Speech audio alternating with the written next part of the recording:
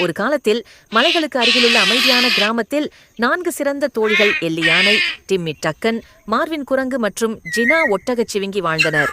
ஒரு இரவு டிம்மி ஒரு மர்மமான புதையல் வரைபடத்தை கண்டுபிடித்தார்.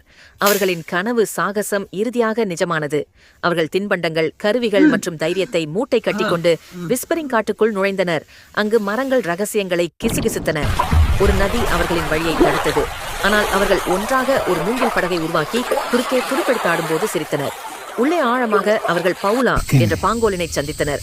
அவள் ஒவ்வொரு பாதையையும் அறிந்திருந்தாள். காட்டை பாதுகாப்பதாக உறுதியளித்தாள், உதவுவதாக உறுதியளித்தாள். ஒரு படிக குகையில் அவர்கள் ஒரு ஒளிரும் புதிரை தீர்த்தனர்.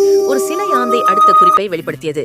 அவர்கள் சிலந்தி வலைப்பாலங்களை கடந்து, தூக்கத்தில் இருக்கும் தேனீக்களை கடந்து, பாறைகளில் ஏறி மின்மினி பூச்சி வானத்தின் கீழ்காட்டுச் சிரிப்பை பகிர்ந்து கொண்டனர். கடைசியில் கோயில் கதவுகள் திறந்தன. உள்ளே நகைகள், நாணயங்கள். ஆனால் ஒரு பொக்கிஷம் தனித்து நின்றது. அதில் நட்புதான் மிகப்பெரிய பொக்கிஷம் என்று எழுதப்பட்டிருந்த ஒரு தங்கப்பதக்கம். அவர்கள் அந்த பதக்கத்தையும் நினைவுகளையும் மட்டுமே